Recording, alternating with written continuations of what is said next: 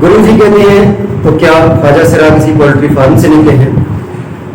मर्द औरत से मुतासर होता है, फिर औरत को मुतासर करने के लिए पहले जायज़ तरीक़ों से दौलत हासिल करता है, मगर उसे बाद में ख्याल आता है कि शादी से बच्चे पैदा हों या ना हों।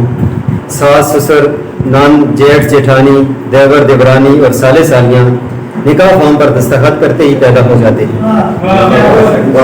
इनमें बाज़ रिश्ते ऐसे होते हैं कि औरत ने उन्हें हर सूरत शिकस्त देनी होती है। चनाचे इन खूनी दुश्मन रिश्तों से आगे बढ़ने के लिए वह अपने मर्द से डूब मौत का मुतालबा करती है। अब ये नई ज़रूरियात ख़ास तौर पर इशराफिया तबके की औरत की ज़रूरियात बगैर करप्शन के कैसे पूरी की जा सकती है?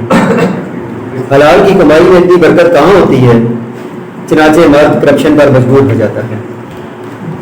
ये तो तुम कह सकते हो, ठीक है, औरतों ने तुम्हें बहुत सताया है, मगर इसका मतलब हरगिज़ ये नहीं कि तुम समझने लगो कि हर कामयाब बुराई के पीछे एक औरत का हाथ है। हर कामयाब बुराई के पीछे एक औरत का हाथ होता है, या औरत हर गुनाह की जड़ है। और तुम कम से कम मेरे सामने औरतों की बुराइयां ना करो।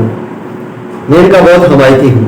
दुनिया में मसरूफियत की वजह से इन्हें साइंस और टेक्नोलॉजी के मैदान में तरक्की करता हुआ नहीं देख सका, मगर औरतों की रेसलिंग और मॉडलिंग देखने के लिए अपने कीमती वक्त से थोड़े बहुत घंटे ज़रूर निकालता हूँ।